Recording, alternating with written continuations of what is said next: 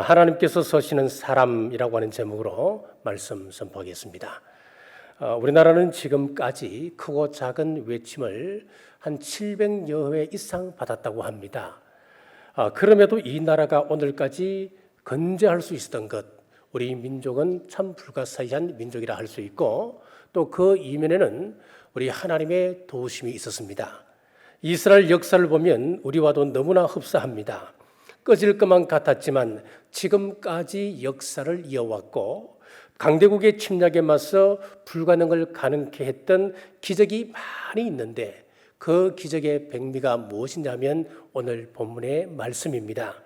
기드온의 300용사가 13만 5천 명의 미디안 군대를 물리친 사건, 이것을 보면 하나님께서는 과연 살아계시구나 하는 것을 느낄 수가 있습니다. 숫자라고 하는 것은 대단한 힘이 있습니다. 그래서 수학자이자 철학자였던 피타고라스는 먼 훗날 마지막 때가 되면 숫자가 힘이 되는 시대가 올 것이다 라고 예언을 했습니다. 이는 군사력도 경제력도 수의 대길이 될 것임을 예언한 말입니다. 그래서 많은 사람들이 선진국의 외적인 요소로 세 가지를 보통 이야기하죠. 땅이 넓든지, 아니면 지하자원이 풍부하든지, 인구가 1억이 넘든지 전부 다 수를 이야기하는 겁니다. 피타고라스의 예언에 비춰보면 본문에 나타난 우리 하나님의 모습은 비상식적인 신임에 틀림이 없습니다. 300명의 군사보다는 1만 명의 군사가 훨씬 더 유용합니다. 1만 명보다는 3만 2천 명이 훨씬 유리하다고 하는 것은 삼척 동자도 아는 지극히 상식적인 이야기입니다. 미디안과 대치할 때 이스라엘의 3만 2천 명의 군대가 모였습니다. 그때 들려오는 음성, 너를 쫓는 백성이 너무 많으므로 너를 도울 수 없다고 하는 말씀이었습니다. 참 엉뚱한 하나님의 음성이었습니다. 적군은 13만 명이 넘고 이스라엘은 3만 2천 명, 수를 가지고 이야기한다면 이것은 말이 안 되는 거예요. 그런데 하나님께서 돌려보내라 하시기로 다 돌려보내니 겨우 300명만 남게 되었습니다. 자, 하나님께서 300명을 통하여 역사하시겠다고 하는 이유가 도대체 무엇일까요? 왜 하나님은 적은 인원을, 적은 숫자를 고집하실까 하는 것이 오늘 본문의 주제입니다. 우리가 이 땅 살아갈 때에 배워야 할 소중한 진리는 하나님의 은혜를 배워가야 하는 것입니다. 이 은혜를 가르치기 위하여, 감사를 가르치기 위하여, 겸손을 가르치기 위하여 적은 수를 고집하신다고 하는 것입니다. 그렇습니다. 우리가 어떻게 승리의 삶을 살 수 있겠습니까? 빗발치듯 우리를 향하여 공격하는 사탄의 계교 속에서 우리가 승리하는 비결은 과연 어디에 있는 것입니까? 그것은 바로 하나님께서 함께 하시는 것입니다. 그럼 하나님이 서시는 사람은 어떤 사람입니까? 첫째, 하나님께서 서시는 사람은 겸손한 사람을 사용하십니다. 2절 말씀입니다. 여호와께서 기드온에게 이르시되 너를 따르는 백성이 너무 많은즉 내가 그들의 손에 미디안 사람을 넘겨주지 아니하리니 이는 이스라엘이 나를 거슬러 스스로 자랑하기를 내 손이 나를 구원하였다 할까 함이니라. 하나님이 하신다는 것과 내가 했다라고 하는 차이점이 무엇일까요? 내가 했다고 하면은 우리는 교만해집니다. 자꾸 자기 이름을 내세우려고 합니다. 하지만 하나님께서 하셨다, 나는 감당할 수 없는데 하나님께서 친히 이루셨다라고 고백하고 믿는다면은 감사하게 되고 겸손할 수밖에 없습니다. 본문 2절 하반절 다시 보겠습니다. 이는 이스라엘이 나를 거슬러 스스로 자랑하기를 내 손이 나를 구원하였다 할까 함이니라. 3만 2천 명 되는 군사들이 모이자 기드온의 어깨가 으쓱으쓱했다고 하는 것입니다.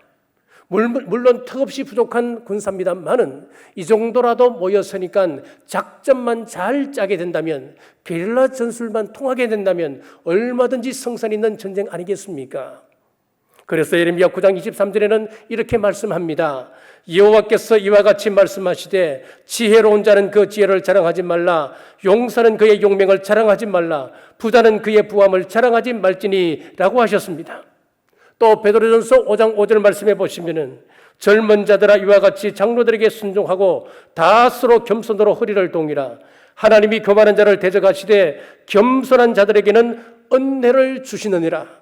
이처럼 하나님께서는 교만한 자를 싫어하시고 겸손한 자에게 은혜를 주십니다. 다윗의 생애를 한번 돌아보십시오.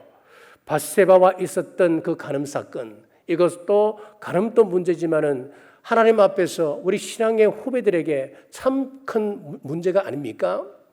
또 그 간음 문제를 합법화하기 위하여서 그의 남편을 최전선에 보내 그를 죽이는 사건 또한 큰 사건입니다. 그런데 성경은 밧세바의 남편을 죽이는 일이나 그의 간음, 이 사건보다도 더 중하게 취급하는 죄가 있었습니다. 내 군사들이 얼마나 많은가 보라. 하나님을 의지하기보다는 수많은 군사를 의지하는 다윗의 모습이 나옵니다. 교만한 모습이었죠. 그래서 이스라엘 백성이 7만 명이 죽었습니다. 하나님이 가장 싫어한 죄는 교만이라고 하는 것을 우리에게 가르쳐주고 있습니다. 왜 하나님께서 기도원으로 하여금 300명의 기적을 우리에게 보여주시는 것입니까? 이 또한 마찬가지입니다. 하나님은 교만을 싫어하신다라고 하는 것을 보여줍니다. 출애굽의 영웅 모세를 사용하실 때가 언제였습니까? 미국의 유명한 부흥사였던 D.L. 무디는 다음과 같이 모세에 대해서 말했습니다. 모세는 처음 40년 동안에는 자신이 대단한 인물이라고 생각하며 살았다. 그 다음 40년 동안에는 자신이 아무것도 아니라고 하는 것을 알게 되었다. 그리고 마지막 40년 동안에는 아무것도 아닌 자를 하나님이 들어서시면 권능자가 될 수 있음을 아는 삶을 살았다라고 했습니다. 무슨 말입니까? 처음 40년은 애굽에서 왕자로 호의호식하며 좋은 교육을 받으며 세상 부러울 것 없이 살았던 사람이었습니다. 자신은 굉장히 잘난 사람이라고 스스로 생각했습니다. 교만했다고 하는 것이지요. 그리고 두 번째 40년은 살인 사건으로 인하여서 애굽 광야에서 쫓겨 도망갔습니다. 양치기가 되어 40년을 험악한 세월을 보냅니다. 나는 아무것도 아닌 사람이었구나. 나는 먼지와 같은 티끌 같은 존재였구나. 라고 하는 것을 깨달았다고 하는 것입니다. 비로소 겸손해졌습니다. 세 번째 40년은 그가 하나님 손에 붙들려서 이스라엘 백성들의 지도자가 됩니다. 이스라엘을 광야로 인도하였습니다. 그는 깨달았습니다. 나는 아무것도 아닌 그때에 하나님께서 찾아오셔서 나를 세워주셔서 지도자로 삼아주셨다라고 하는 말씀입니다. 그렇습니다. 하나님 앞에 쓰임받는 비결은 다른 말입니다. 바로 겸손이었습니다. 아브라함이 본토 친척 아버지 집을 떠났다고 하는 기사가 창세기 12장에 나옵니다. 우리는 창세기 12장을 굉장히 중요한 장으로 여기고 있습니다. 굉장한 사건으로 생각을 합니다. 왜 그렇습니까? 요즘 같은 세상에서는 고향에서 부모님을 모시고 사람 찾는 것이 훨씬 더 귀하지 않습니까? 그런데 고향을 떠났다고 하는 것이 뭐 그리 중요합니까? 뭐 그리 대단한 사건입니까? 아버지를 떠났다고 하는 것 뭐 그리 대단합니까? 그런데 창세기 12장을 자세히 보시면은 11장과 밀접하게 연관되어 있다고 하는 것을 알 수가 있습니다. 11장은 바벨탑 사건의 이야기가 기록되어져 있습니다. 이 바벨탑이라고 하는 것은 인간이 하나님의 자리까지 올라가려고 탑을 쌓았던 사건, 교만의 대표적인 사건이었습니다. 바로 그 사건에 이어서 족보가 나오고 이어서 12장이 펼쳐집니다. 그렇기 때문에 12장에서 본토 친척 아버지 집을 떠났다고 하는 이 말씀의 의미는 고향을 지키는 것, 부모를 모시는 것, 가업을 이어받는 것, 그거 다 내가 포기하고 비전을 따라서 쫓아갔다. 그 이야기하는 것이 아니라고 하는 것입니다. 바로 바벨탑, 교만의 자리를 떠났다고 하는 것을 알 수가 있습니다.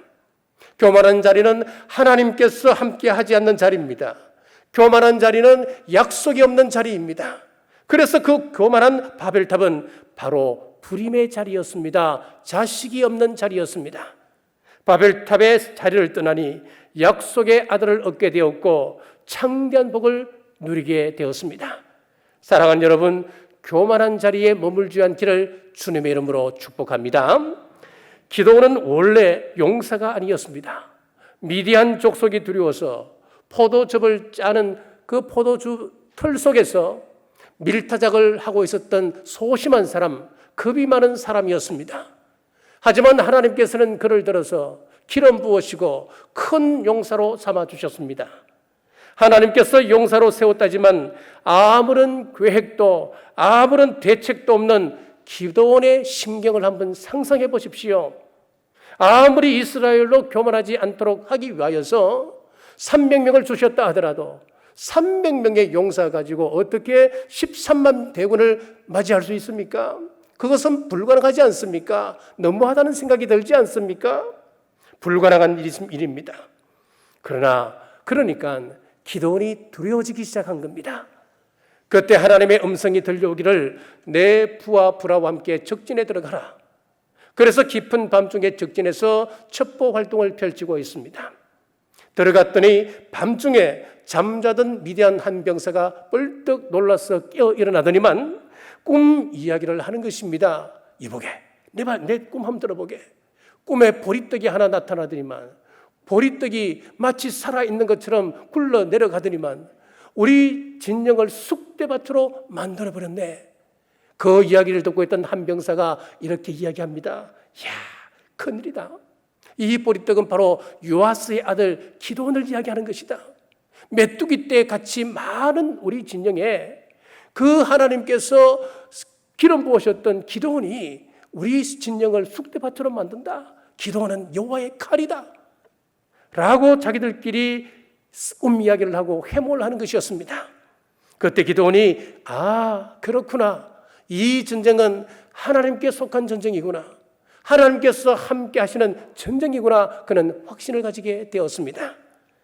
이 보리떡이라고 하는 것은 보잘것없는 서민들의 음식이었습니다. 그런데 이 보리떡이 굴러가는 것이었습니다. 그래서 그들이 해석하기를 시시한 보리떡이 아니고 생명력 있는 보리떡이다. 이 보리떡은 하나님 손에 들려진 보리떡이다. 기드온의 칼이라고 해석을 했습니다. 자, 이 보리떡은 우리 예수님을 예표하고 있습니다. 예수 그리스도를 상징하고 있습니다. 아무 능력 없어 보이는 시골 나사렛 출신이었습니다.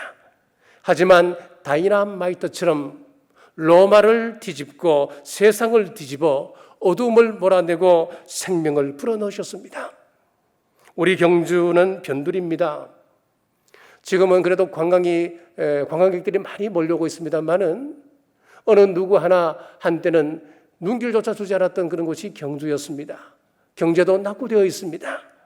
44년 전 아무도 알아주지 않는 경주, 그곳에서도 황남동에 하나님께서 주님의 몸된 교회를 세워주셨습니다. 누구 하나 관심조차 주지 않았습니다. 보리떡 같은 교회가 우리 경주 남부교회였습니다. 세상은 나사렛에서 무슨 선한 것이 나올 수 있겠는가? 경주에서 황남동에서 무슨 선한 것이 나올 수 있겠느냐? 비웃었지만은 하나님께서 우리 안에 있는 예수님의 생명을 싹 틔우셨고 자라게 하셔서 힘껏 주의 사역을 감당하는 능력 있는 교회로 세워주셨습니다. 저와 여러분도 마찬가지입니다. 보리떡 같은 존재이지만 시시한 보리떡이 아닙니다. 여러분들은 복음의 능력을 가진 보리떡입니다. 여러분은 생명력 있는 보리떡입니다. 우리는 하나님 손에 들려있는 보리떡입니다. 그렇습니다. 우리 주님과 함께 하시면 복음의 능력을 가진 생명력 있는 존재가 됨을 믿으시길 주님의 이름으로 축복합니다. 둘째는 기도하는 사람을 사용하십니다. 15절 보십시오. 기드온이 그 꿈과 해몽하는 말을 듣고 경배하며, 자, 여기서 경배라고 하는 이 단어는 하나님 앞에 무릎을 꿇다, 하나님 앞에 항복하다, 그런 의미를 가지고 있습니다. 300명의 병력을 가지고 나가는 기드온의 심경, 여러분 어떤 생각이 들까요? 성살 없는 전쟁터에 300명을 사지로 몰아넣는 느낌이 들지 않겠습니까? 계란으로 바위를 치는 느낌이 들지 않았을까요? 그래서 그는 하나님 앞에 무릎을 꿇을 수밖에 없었습니다. 경배하지 않을 수가 없었습니다. 하나님께서 함께 주셔야 합니다. 하나님께서 함께 주시지 않는다면 불가능한 전쟁입니다. 하나님 앞에 무릎을 꿇었습니다. 하나님 손에 붙잡히자 하나님께서 일하십니다. 우리 하나님께서 역사하기 시작하셨습니다. 이방 선지자 850명이 바알이여 바알이여 외쳤지만은 하늘에서는 아무런 역사도 일어나지 않았습니다. 하지만 하나님의 사람 엘리야가 그가 하나님 앞에 기도하고 하나님 앞에 울부짖었더니 하늘에서 비가 내려와서 그 이스라엘 가뭄 문제를 해결하기까지 하셨습니다. 그리고 제단에 쌓아놓았던 그 재물들을 몽땅 태우셨습니다. 온 한방에 하나님의 살아계심을 표징으로 보여주셨습니다. 사사기 15장에 보면은 삼손이 하나님의 영에 충만하여서 나귀 특비어 하나로 블레셋 사람 1000명을 죽였던 사건이 일어나는데, 여러분 이거 잘 보시면 헐리우드 영화에 나오는 그런 스토리 아니겠습니까? 이게 과연 현실 속에서 가능한 일이겠습니까? 자, 삼손이 적군을 보고 소리 지를 때에 여호와의 영이 임하였다라고 성경을 기록하고 있습니다. 적군을 보고 그가 하늘을 향하여 소리를 질렀습니다. 소리 질렀다고 하는 것은 하나님 앞에 기도했다는 겁니다. 간절하게 울부짖으며 기도했음을 의미합니다. 기도할 때 여호와의 영이 임하여서 나귀 특비로 혼자서 1000명을 이기는 기적이 일어났습니다. 어린 다윗이 너는 칼과 창과 단창으로 내게 나올지라도 나는 만군의 여호와의 이름으로 너에게 나아간다. 여러분, 이 고백은 다윗의 기도입니다. 하나님 앞에 올리는 간절한 기도였습니다. 그는 기도하고 하나님 의지하고 나갈 때에 거인 골리앗을 무너뜨릴 수 있었습니다. 유관순 열사는 철저한 신앙이었습니다. 그는 어릴 때 천안 매봉교회에서 신앙생활을 했습니다. 공주 영명학교에서 공부를 할 때에 선교사 엘리사 샤프는 그녀를 독실한 믿음의 소녀였다라고 회고하고 있습니다. 한 번은 그의 어린 조카를 데리고 천안 매봉산에 올라가 3일 동안 산기도를 한 적이 있었다고 합니다. 그때를 그의 조카는 이렇게 회상하고 있습니다. 사흘 동안 기도만 했습니다. 사흘째 되던 날 뭔가 계시를 받은 듯 기도를 마친 그의 얼굴은 온통 환하게 빛이 났고 말에 힘이 있었고 담대한 모습이었습니다 라고 했습니다. 체포된 유관순은 감옥 생활 중에도 하루도 빠짐없이 그런 기도를 이어갔습니다. 조국을 위해서 기도했고 자신의 믿음을 위해서 기도했습니다. 그리고 함께 감옥에 갇힌 사람들이 변절하지 않도록 그는 기도했습니다. 거사 직전에 마지막 기도가 유관순 기념 비문에 새겨져 있습니다. 하나님이시여, 이제 시간이 임박하였습니다. 원수 외를 물리쳐 주시고 이 땅의 자유와 독립을 주소서. 내일 거사할 각 대표들에게 더욱 용기와 힘을 주시고 이로 말미암아 이 민족의 행복한 땅이 되게 하소서. 주여 같이 하시고 이 소녀에게 용기와 힘을 주옵소서. 대한독립 만세, 대한독립 만세.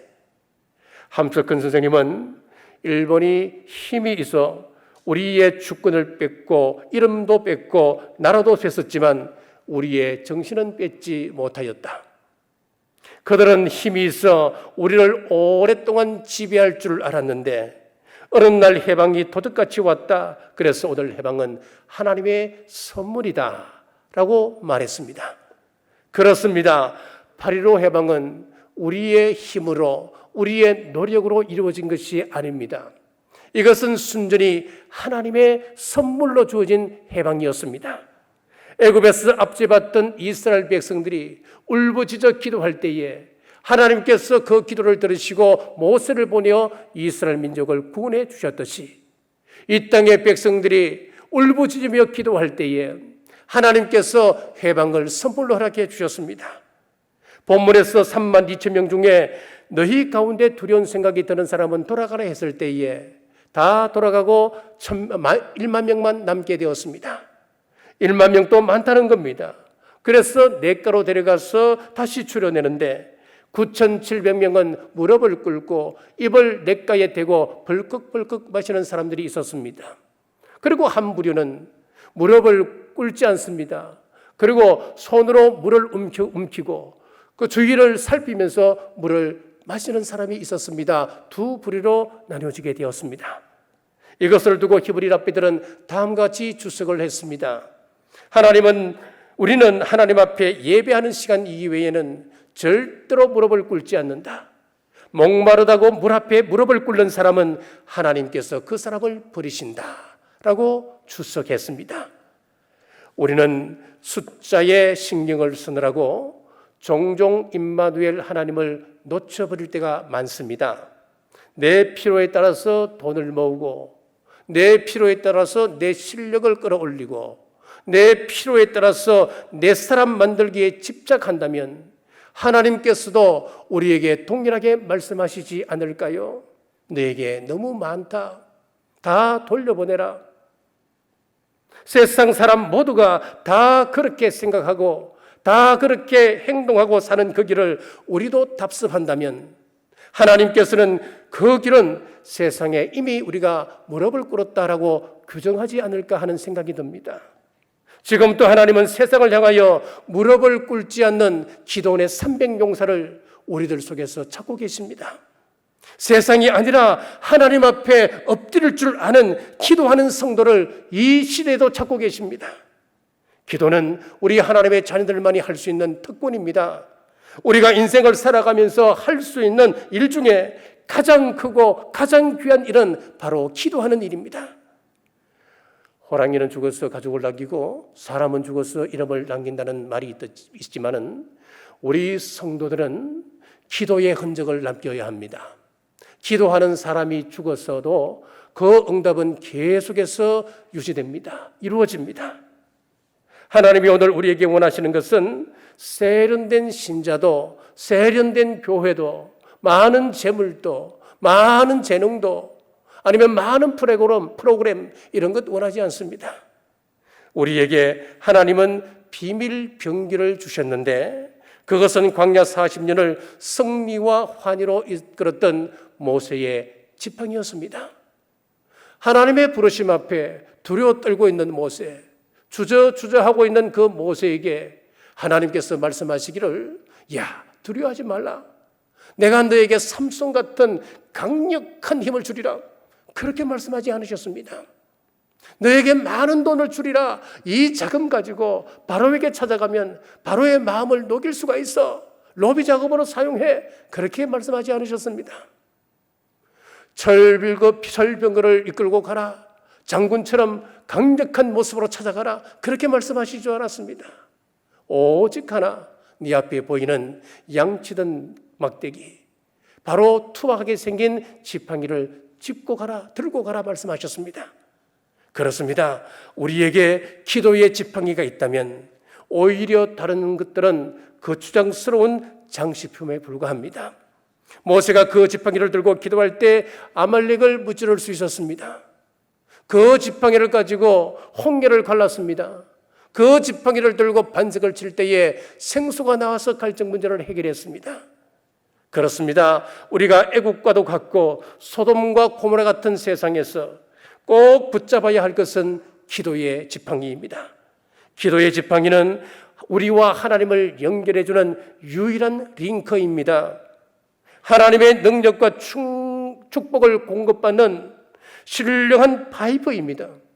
기도의 링크가 끊어지고 하나님과 연결되어 있었던 그 파이프가 막혀져 버린다면 우리는 하나님으로부터 아무것도 공급받을 수 없게 됩니다.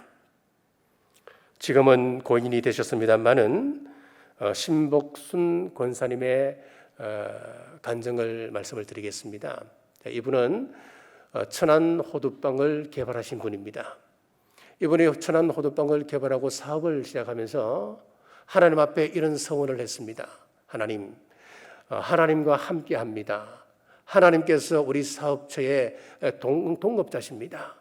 그래서 앞으로 나에게 주어지는 수입의 반은 하나님의 것으로 믿고 알고 하나님을 위하여 온전히 바치겠습니다. 서문을 했습니다. 자, 장사가 잘 되었습니다. 천안에서뿐만 아니라 전국에 있는 휴게소에까지 나갔습니다. 그리고 요즘은 해외 수출까지 합니다. 하나님, 그리고 이제 이분이 하나님 앞에 서원을 하고 그 서원대로 하나님 앞에 다 이제 바치기 시작합니다. 바늘을 바쳤습니다. 제가 알고 있는 목사님들 가운데도 몇 분은 이 권사님의 도움을 받아서 개척을 한 그런 아는 지인도 있습니다. 그리고 하나님 앞에 또 중요한 서원 기도를 하는데 하나님 주신 그것으로 제가 하나님 이 생이 닿을 때까지 7개의 교회를 온전히 제 손으로 봉헌하겠습니다. 그리고 또 서원 기도를 했습니다. 그 서원 기도대로 이 권사님은 7개 교회를 지어서 하나님 앞에 올렸습니다. 이 땅에 수많은 개척교회를 도왔습니다. 그리고 95세를 일기로 하나님의 부르심을 받았습니다. 여러분, 무슨 이야기겠습니까? 우리의 기도가 그 사람의 삶을 이끌어 가더라고 하는 것입니다. 다른 것은 내려놓아도 모세처럼 기도의 지팡이는 놓지 않는 우리 남북의 모든 성도들 되시길 주님의 이름으로 축복합니다. 세 번째는 순종하는 사람을 하나님께서는 사용하십니다. 17절에서 18절입니다. 그들에게 이르되 너희는 나만 보고 내가 하는 대로 하되 내가 그 진영 근처에 이르러서 내가 하는 대로 너희도 그리하여 나와 나를 따르는 자가 다 나팔을 불거든 너희도 모든 진영 주위에서 나팔을 불며 이르기를 여호와를 위하라 기도원을 위하라 하라 하니라. 자, 기도는 하나님께서 역사하신다. 하나님께서 저들을 우리 손에 붙이셨다. 믿음을 가지고 작전을 세웠습니다. 300명의 용사에게 나팔구와 빈 항아리와 횃불을 감추게 한 후 세 그룹을 나누었습니다. 도대체 이해할 수 없는 작전입니다. 전쟁터에 왜 항아리가 필요합니까? 전쟁터에 왜 나팔이 필요합니까? 전쟁터에 왜 횃불이 필요합니까? 더 기가 막힌 것은 그 300명, 13만 대군에 비하면 아무것도 아니잖아요. 그 300명이 함께 모여 있어도 힘을 발휘할까 말까 한데 다시 세 그룹으로 나누라고 이야기합니다. 또 기도원은 자기만 보고 자기를 따라오라고 이야기했습니다. 자기가 나팔을 불면은 모두 다 나팔을 불라고 명령을 했습니다. 기도원의 명령을 받은 300용사가 어떻게 반응을 했을까요?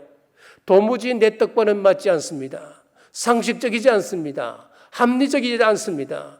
그러나 그들이 자기 생각과는 맞지 않더라도 그 명령 앞에 순종했습니다. 여리고성을 하루에 한 바퀴씩 돌아라. 그리고 마지막 7번째 날에는 7바퀴를 돌아라 명령하셨습니다. 그런데 한번 생각해 보십시오. 7바퀴를 돌 때, 하루에 한 바퀴를 돌 때에 약 한 300만 명이라고 우리는 추정을 합니다. 그 300만 명이 하다못해 조약돌이라도 하나 들고 돌 때마다 주여 믿습니다 라고 외치고 그 돌을 여리고 성을 향하여 그 바위에 그 계란 던지듯이 그거라도 우리가 하면서 기도하면서 나가라 하면 이해는 할 수 있을 것 같아요. 그런데 그거 하지 말라는 거예요. 잠잠하게 돌라는 겁니다. 논리적으로 상식적으로 이해가 됩니까? 그동안 교회에서 어떻게 가르쳤습니까? 하나님께서 우리에게 비전을 주시면 우리가 할 수 있는 일은 우리가 해야 된다. 늘 그렇게 듣고 가르침을 받았는데 전혀 다른 명령이지 않습니까? 우리가 할 수 있는 것은 아무것도 없는 거예요. 그냥 돌기만 하라고 하는 거예요. 여러분 어떻게 그것을 이해하고 받으시렵니까? 자, 나병에 걸린 아람의 국방장관인 나만에게 요단강의 알몸으로 7번 들락날락 해보라고. 여러분 이해가 됩니까? 이해가 되지는 않았습니다만은 그들이 온전히 순종할 때에 그들은 기적의 주인공이 되었습니다. 300명의 용사들은 기도원이 지시한 대로 순종했습니다. 세 팀으로 나누어진 용사들 각각 빈 항아리를 부수고 횃불을 밝히고 나팔을 불면서 여호와를 위하여 기도원을 위하여 큰 소리로 외쳤습니다.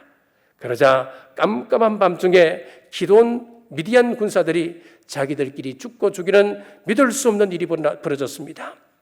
사랑하는 여러분, 어떤 어려움이 여러분을 가로막고 있습니까? 여러분 가정에 태산 같은 문제가 있습니까? 어떤 문제입니까? 순종이 능력입니다. 순종이 축복입니다. 순종이 하나님의 역사를 체험하는 비결입니다. 순종할 때 하나님의 손길을 경험하고 문제 해결의 은혜가 여러분과 여러분 가정에 있으시길 주님의 이름으로 축복합니다. 결론은 300명이 13만 5천 명 대군을 물리쳤습니다. 이제는 용감성의 문제가 아닙니다. 작전의 문제가 아니었습니다. 우리 하나님께서 하셨습니다.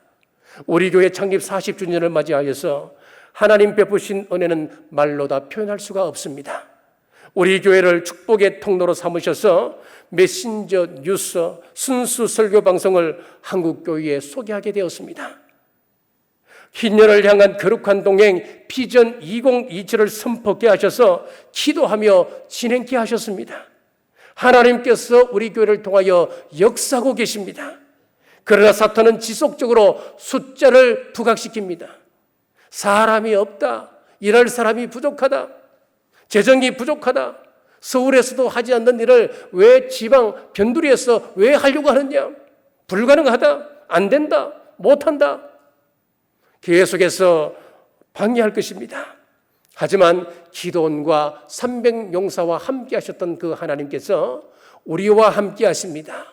우리 교회와 함께 하십니다. 함께 하시는 하나님을 믿고 겸손과 기도와 순종으로 하나님의 역사를 믿고 바라보시는 우리 모든 성도님들 되시길 주님의 이름으로 축복합니다. 기도하겠습니다. 지난 44년을 은혜 가운데 우리 교회를 인도하신 하나님 감사합니다.